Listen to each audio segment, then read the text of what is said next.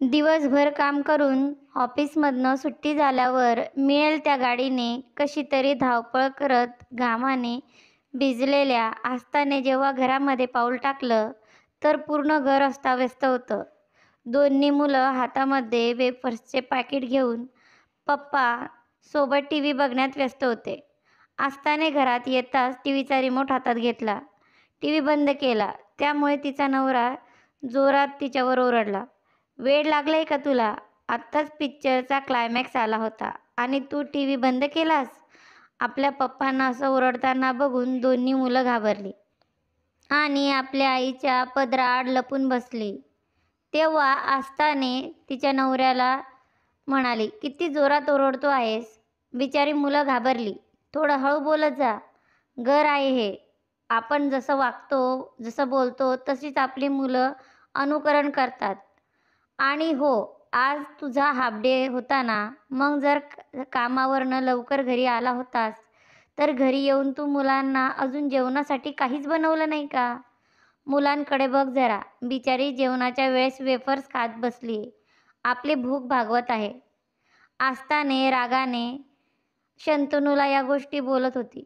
तितक्यात आपली बायको आपल्यालाच उलट गोष्टी शिकवते या गोष्टीचा शंतनूला खूप राग आला. मग तो तरी कुठे काय मागं असणार? तो शांत बसून बायकोचं ऐकून घेण्यापैकी नव्हता.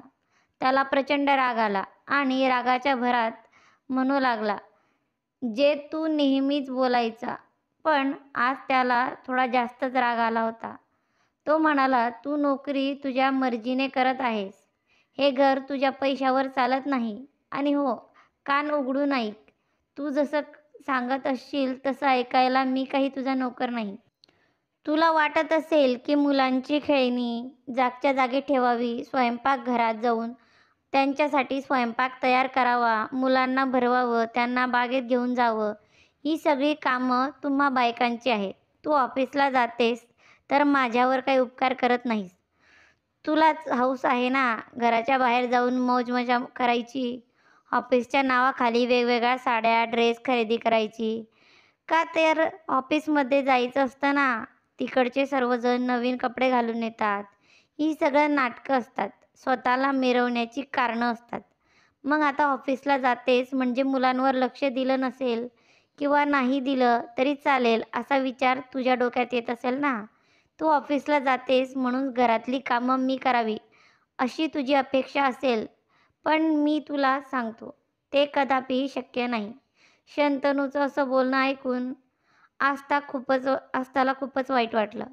पण त्याचं बोलणं किंवा असं वागणं हे पहिल्यांदा नव्हतं. पण आज तो जरा जास्त प्रमाणापेक्षा जास्तच बोलत होता. शंतनूने नेहमीच आस्थाला अशा प्रकारे अपमानास्पद वागणूक द्यायचा. स्वतः तर घरातील कोणत्याही कामाला हातसुद्धा लावत नव्हता. घरातील सर्व कामाची जबाबदारी एकट्याच आस्थावर यायची आणि त्यात भर म्हणजे शंतनूचं असं वागणं. त्यामुळे आस्था आतून खूप तुटून जायची. एवढी सर्व घटना झाली तरी आस्थाने लगेच कपडे बदलून किचनमध्ये आली आणि डाळ व भाताचा कुकर लावू लागली. कारण मुलांना खूपच भूक लागली होती. तसंच तिने एका बाजूला बटाट्याची भाजी तयार केली.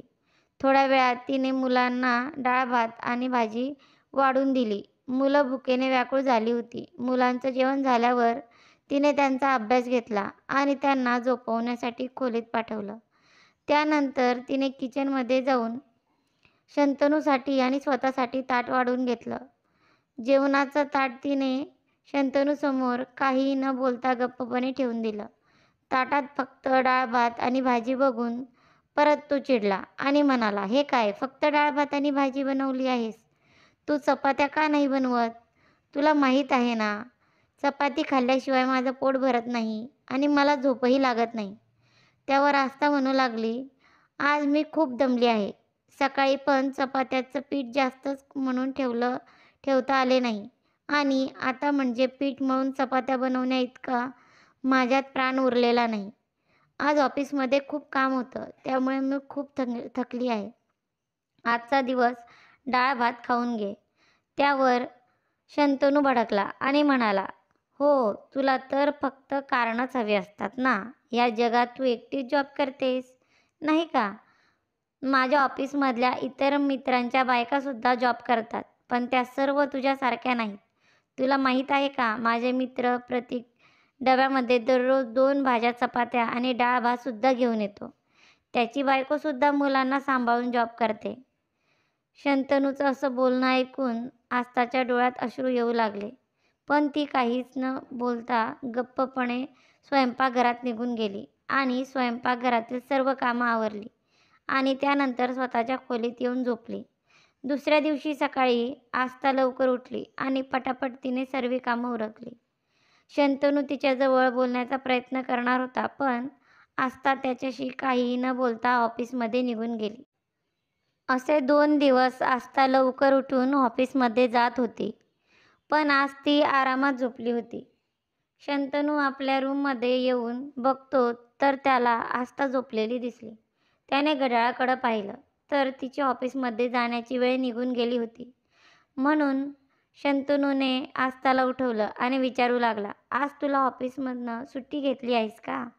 तेव्हा आस्था हसत म्हणाली, "मी खूप मोठी सुट्टी घेतली आहे." त्यावर शंतनूने तिला काळजीने विचारले, "म्हणजे तुझी तब्येत ठीक नाही का? काही होत आहे का तुला?" त्यावर आस्था म्हणाली, "याआधी तर कधी तू मला माझ्या तब्येतीची काळजी वाटली नाही."